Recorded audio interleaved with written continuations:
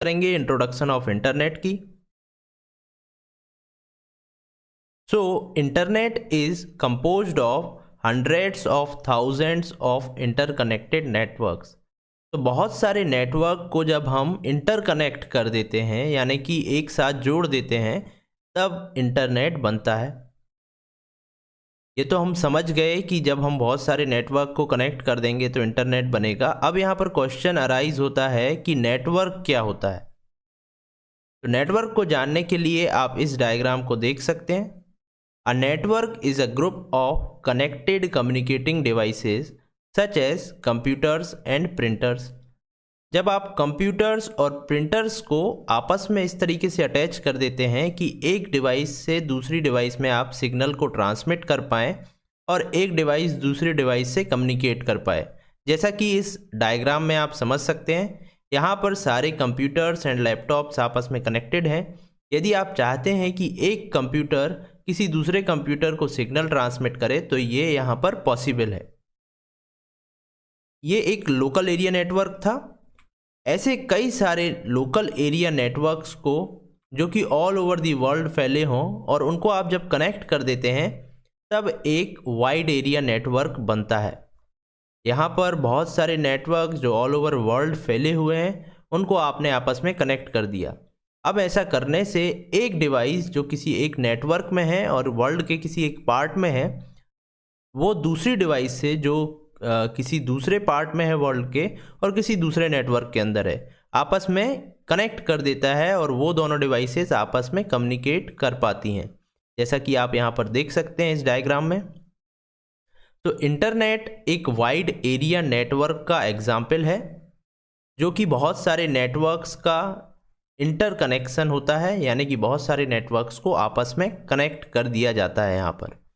तो अब आप समझ चुके हैं कि इंटरनेट क्या होता है। अब हम चलते हैं हिस्ट्री में और जानेंगे कि इंटरनेट कैसे इवॉल्व हुआ। आपको पता होगा फर्स्ट कंप्यूटर जिसको हम ENIAC बोलते हैं वो February 14, 1946 को आया था। उसकी कुछ इमेजेस आप यहाँ पर देख सकते हैं। इस कंप्यूटर के आने के बाद भी कई सारे कंप्यूटर्स आए, लेकिन अभी तक कोई भी कंप्यूटर किसी दूसरे कंप्यूटर से कनेक्ट नहीं हो पाया था। सारे ही कंप्यूटर्स इंडिविजुअली काम कर पा रहे थे। यदि हमें एक कंप्यूटर से किसी दूसरे कंप्यूटर में डेटा भेजना पड़ता था तब हमको मैन्युअली एक कंप्यूटर से डेटा निकाल कर दूसरे कंप्यूटर में देना पड़ता था। अब ये प्रॉब्लम तब जाके ज़्यादा बड़ी हो जाती थी जब दो कंप्यूटर एक दूसरे से कई हंड्रेड्स ऑफ किलोमीटर्स दूर होते थे। इस प्रॉब्लम को रिजॉल्व करने के लिए 1960 के आसपास यूएस के डिपार्टमेंट ऑफ डिफेंस ने अपने अंदर एक एजेंसी थी उसको बोला कि कुछ ऐसा वे फाइंड करो ताकि एक कंप्यूटर से हम दूसरे कंप्यूटर को कनेक्ट कर पाएं और एक कंप्यूटर से दूसरे कंप्यूटर में डेटा भेज पाएं। अब वो ऐसा क्यों चाहता था? क्योंकि डिपार्टमेंट ऑफ डिफेंस के अंदर कई सारे रिसर्चर्स अलग अलग यूनिवर्सिटीज़ में काम करते थे, जो यूनिवर्सिटीज़ काफ़ी दूर दूर यूएस में स्थित थी। अब इन यूनिवर्सिटीज़ में जब रिसर्चर्स कुछ रिसर्च करते थे तो वही काम किसी दूसरी यूनिवर्सिटी में भी चल रहा होता था। अब एक यूनिवर्सिटी में यदि कुछ रिसर्च पेपर आ जाता था, कुछ फाइंड हो जाता था, तो डिपार्टमेंट ऑफ डिफेंस चाहता था कि दूसरी यूनिवर्सिटी में वो रिसर्च काम अब बंद हो जाए और कुछ नया काम स्टार्ट हो। ऐसा करने से उनका फंड जो कि वो रिसर्च काम में दे रहा था वो सेव होता और उसकी कॉस्ट रिड्यूस होती और डुप्लीकेशन ऑफ एफर्ट्स से भी यहाँ पर वो लोग बच जाते।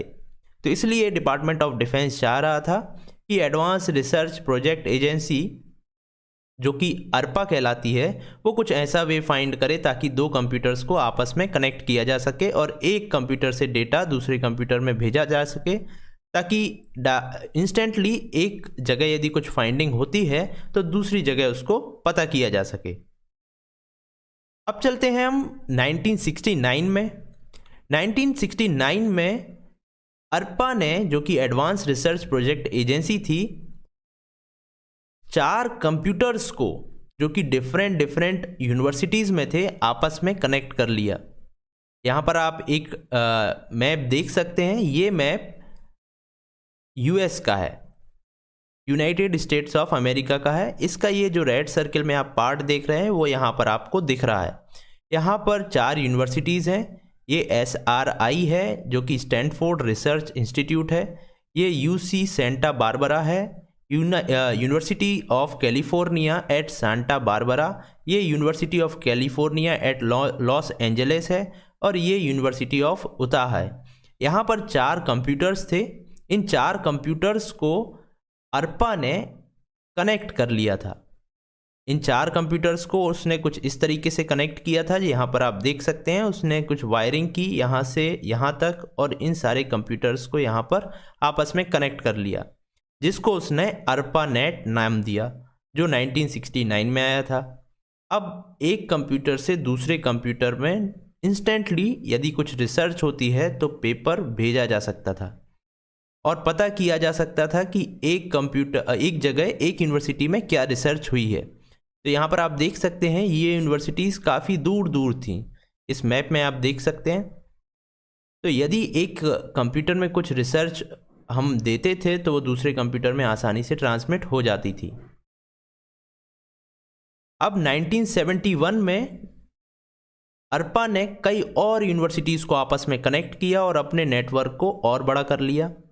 तो यूनिवर्सिटीज़ इस पार्ट में आप देख सकते हैं US के, और इस पार्ट में भी देख सकते हैं। तो ये काफ़ी दूर दूर थी, जिसको यहाँ पर वायर्स डालकर अर्पा ने कनेक्ट किया, जिसको उसने ARPANET बोला। और इस नेट का साइज़, इस नेटवर्क का साइज़ धीरे धीरे बढ़ता जा रहा था। लेकिन अभी तक इसको इंटरनेट नहीं बोला जा सकता था, क्योंकि हमने पढ़ा था इंटरनेट 2 या 2 से ज़्यादा नेटवर्क्स को जब आपस में कनेक्ट कर देते हैं उनको बोलते हैं।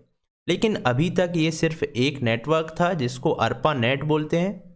तो अब हम चलते हैं थोड़ा सा आगे और हम बात करते हैं 1972 की, जो था बर्थ ऑफ इंटरनेट। आप अपनी स्क्रीन पर अब 2 कंप्यूटर साइंटिस्ट की फ़ोटोज़ देख सकते हैं। एक का नाम है विंडसर्फ, दूसरे का नाम है बॉब खान। ये दोनों ही ARPANET बनाने वाली टीम का पार्ट थे। अब ये एक नए प्रोजेक्ट पर काम कर रहे थे जिसका इन्होंने नाम रखा इंटरनेटिंग प्रोजेक्ट। इस प्रोजेक्ट में ये 2 डिफरेंट नेटवर्क्स को कैसे कनेक्ट किया जा सके इस पर खोज कर रहे थे। इनका मानना था कि एक नेटवर्क से दूसरे नेटवर्क में डेटा ट्रांसमिट किया जा सकता है, यानी कि एक नेटवर्क में यदि एक कंप्यूटर है तो वो दूसरे नेटवर्क में किसी दूसरे कंप्यूटर को डेटा ट्रांसमिट कर सकता है। तो इन्होंने इसके लिए एक हार्डवेयर डिवाइस इवॉल्व की जिसको इन्होंने नाम दिया गेटवे। तो गेटवे 2 डिफरेंट नेटवर्क्स को आपस में कनेक्ट कर पा रहा था और इसमें इन्होंने एक प्रोटोकॉल बनाया, जिस प्रोटोकॉल का इन्होंने नाम दिया ट्रांसमिशन कंट्रोल प्रोटोकॉल, जो कि आगे जाके TCP एंड IP में टूटा और बना TCP/IP प्रोटोकॉल। इस प्रोटोकॉल से 2 डिफरेंट नेटवर्क्स को आपस में कनेक्ट किया जा सका और इस तरीके से बर्थ हुआ इंटरनेट का। अब हम चलते हैं 1981 में और बात करते हैं CSNet की। CSNet भी ARPANET की तरह एक नेटवर्क था जो कि एक बहुत बड़ा माइलस्टोन साबित हुआ इंटरनेट हिस्ट्री में। CSNet को नेशनल साइंस फाउंडेशन ने बनाया था। आपको पता होगा कि ARPANET डिपार्टमेंट ऑफ डिफेंस के अंडर बना था। अब ऐसी यूनिवर्सिटीज़ जिसके पास डिपार्टमेंट ऑफ डिफेंस के साथ टाई अप नहीं था वो ARPANET को यूज़ नहीं कर पा रही थी। तो ऐसे में CSNet आने से सारी यूनिवर्सिटीज़ जिसका डिपार्टमेंट ऑफ डिफेंस के साथ टाई अप नहीं था वो CSNet के साथ जुड़ गई और CSNet को यूज़ करने लगी। तो CSNet के आने से अब बहुत सारी यूनिवर्सिटीज़ आपस में एक दूसरे से कनेक्ट हो पाई और एक दूसरे को डेटा ट्रांसमिट करने लगी। तो इस तरीके से इंटरनेट धीरे धीरे और बढ़ता गया। इसलिए CSNet को इंटरनेट की हिस्ट्री में एक बहुत बड़ा माइलस्टोन बोलते हैं। धीरे धीरे इंटरनेट अब नॉर्मल लोगों तक भी पहुंचने लगा। इसलिए गवर्नमेंट को लगा कि अब ARPANET जो कि डिपार्टमेंट ऑफ डिफेंस के लिए था उसको 2 पार्ट्स में स्प्लिट कर देना चाहिए। एक जो यूज़ होगा मिलिट्रीज़ के लिए, दूसरा जो सिविल पर्सन्स के लिए यूज़ होगा। तो इस तरीके से 1983 में ARPANET 2 पार्ट्स में डिवाइड हो गया। एक को बोला जाने लगा MIL नेट, यानी कि मिलिट्री नेट, दूसरा रहा ARPANET। अब हम चलते हैं 1986 में और बात करते हैं NSF नेट की। ये भी एक नेटवर्क था जिसमें डिफरेंट कंप्यूटर्स को आपस में कनेक्ट किया गया। इसको अगेन नेशनल साइंस फाउंडेशन ने लाया। NSF का यहाँ पर मीनिंग नेशनल साइंस फाउंडेशन ही है, तो ये नेशनल साइंस फाउंडेशन नेटवर्क था। ये CS नेट के बाद आया। धीरे धीरे क्या हुआ कि नेटवर्क था जो उसकी स्पीड लोगों को कम लगने लगी, इसलिए नए नए नेटवर्क्स आते गए।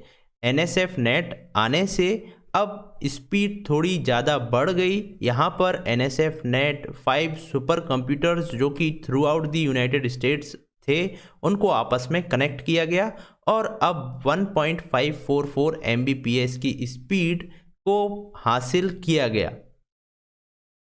इसके बाद 1990 में ARPANET रिटायर हो गया, क्योंकि ARPANET काफ़ी पुराना हो चुका था और उसमें डेटा ट्रांसमिट करने की स्पीड काफ़ी स्लो थी, इसलिए ऑफिशियली ARPANET को NSF नेट से रिप्लेस कर दिया गया।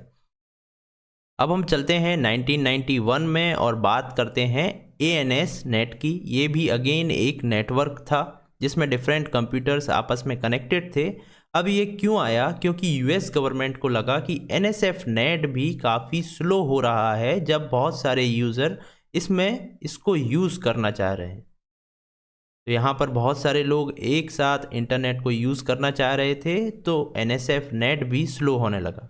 ऐसे में 3 डिफरेंट बड़ी बड़ी कंपनीज़ ने, जिसमें IBM, मेरिट और MCI करके 3 कंपनीज थी, इन्होंने आपस में मिलकर एक फाउंडेशन बनाया जिसके थ्रू एक नया नेटवर्क बना जिसको ANS नेट बोलते हैं, जिसका फुल फॉर्म है advance network and services network.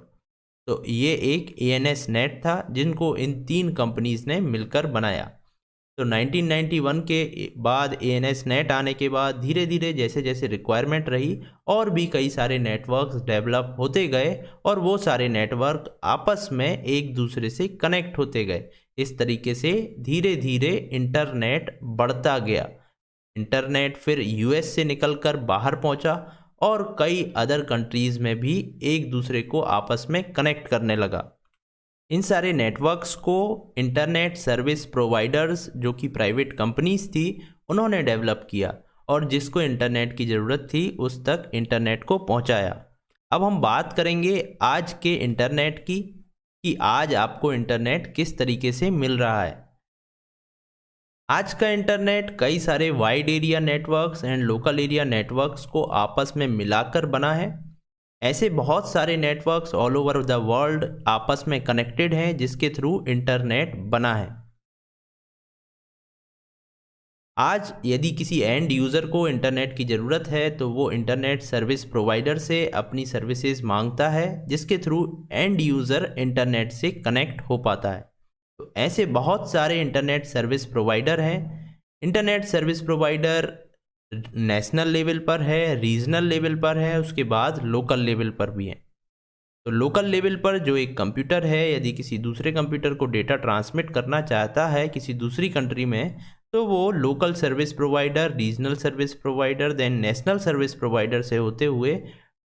तो ऐसे ही ट्रांजिट ISP भी हैं जिसको ट्रांजिट इंटरनेट सर्विस प्रोवाइडर्स बोला जाता है, जो एक कंट्री के नेशनल ISP को दूसरी कंट्री के नेशनल ISP से जोड़ते हैं ताकि एक कंप्यूटर दूसरे कंप्यूटर में डेटा ट्रांसमिट कर पाए। तो इस तरीके से ये डेटा अगेन नेशनल, रीजनल और लोकल ISP से होता हुआ दूसरे कंप्यूटर में पहुंच जाता है। इस तरीके से यहाँ पर आपने देखा कि local, regional, national service providers होते हैं जो कि इंटरनेट की सर्विसेज को एंड यूज़र तक प्रोवाइड करते हैं। ये सारे ही ISP प्राइवेट होते हैं, ये कोई गवर्नमेंट के नहीं हैं। तो आज जो इंटरनेट आप यूज़ कर रहे हैं ये प्राइवेट कंपनीज़ के द्वारा चलाया जा रहा है, not by the government. I hope आपको इंटरनेट क्या था, इसकी हिस्ट्री क्या थी, ये कैसे काम करता है समझ आया होगा। यदि आपको कहीं भी कोई डाउट है तो आप कमेंट सेक्शन में मुझसे पूछ सकते हैं, मैं वहाँ पर आपके डाउट्स क्लियर करने की कोशिश करूँगा। अब हम मिलेंगे नेक्स्ट वीडियो में और कुछ और डिस्कस करेंगे। Thank you.